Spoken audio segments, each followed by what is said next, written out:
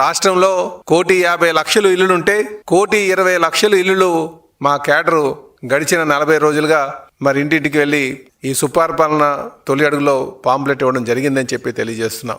ఎందుకంటే జాతీయ అధ్యక్షుల వారి యొక్క ముఖ్య ఉద్దేశం, అలాగే మా భవిష్యత్ నాయకుల యొక్క ఉద్దేశం, అసలు ప్రజలు ఏమనుకుంటున్నారు, ప్రజలు ఏ విధంగా ఈ గడిచిన సంవత్సరంగా కాలంలో ఏ విధంగా ఎటువంటి లబ్ధి పొందారు, ఎటువంటి పాలనలో వాళ్ళు ఉన్నారు అన్న విషయాలను తెలుసుకోవడానికి కోసం మరి క్యాడర్ని పంపించడం జరిగింది. ఎక్కడికి వెళ్ళినా సరే ప్రజలు మాకు నీరాజనం పట్టడం జరిగింది.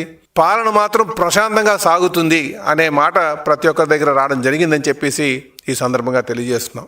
ఏదైతే సూపర్ 6 ఉందో ఆ సూపర్ 6లో 70% వరకు కూడా మనం పూర్తి చేసుకున్నాం. రేపు ఉచిత బస్సు పెడితే ఆల్మోస్ట్ 90% పూర్తయ్యే పరిస్థితి ఉంటుంది. మీరు పెన్షన్ కానీ తీసుకుంటే ఒక్క మారుగా 1,000 రూపాయలు పెంచడం జరిగింది. అదే కాకుండా 3 నెలలు ఎరియర్స్ కూడా ఇవ్వడం జరిగింది. 1వ తారీఖునే డబ్బులు అందేటట్టుగా చేస్తున్నాం. దానికి చాలా సంతృప్తిగా ప్రజలు ఉన్నారని చెప్పి తెలియజేస్తున్నాను. అయితే ఇంకో దాంట్లో ఇంకనూ కొంతమందికి ఈ 6 స్టెప్ వెరిఫికేషన్ ఉందా, 6 స్టెప్ వెరిఫికేషన్ తీసి ఇస్తే బాగుంటుందని చెప్పి అడుగుతున్నారు. ఖచ్చితంగా వాటిని కూడా తీసుకోవడం జరుగుతుందని కూడా ఈ సందర్భంగా తెలియజేస్తున్నాం. సంక్షేమాన్ని, అభివృద్ధిని అంటే మౌలిక వసతుల్ని 2 కళ్ళుగా ఈరోజు పాలన సాగుతుంది. గత ప్రభుత్వం ఏదో సంక్షేమం చేసింది అని చెప్పి వెళ్ళరు, కానీ ఎక్కడ కూడా మౌలిక వసతులపైన దృష్టి సారించలేదు.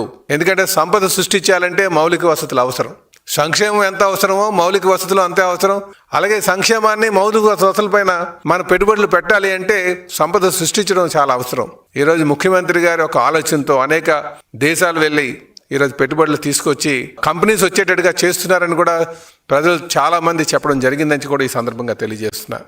అంటే ఈ రాష్ట్రంలో ఉన్నటువంటి ప్రజానికానికి చంద్రబాబు నాయుడు గారి యొక్క నాయకత్వం మీద అపారమైనటువంటి నమ్మకం ఉంది అన్న విషయం కూడా మేము సుపరిపాలనలో తొలి అడుగు అనే కార్యక్రమం తెలుసుకున్నామని చెప్పి కూడా ఈ సందర్భంగా తెలియజేస్తున్నాం.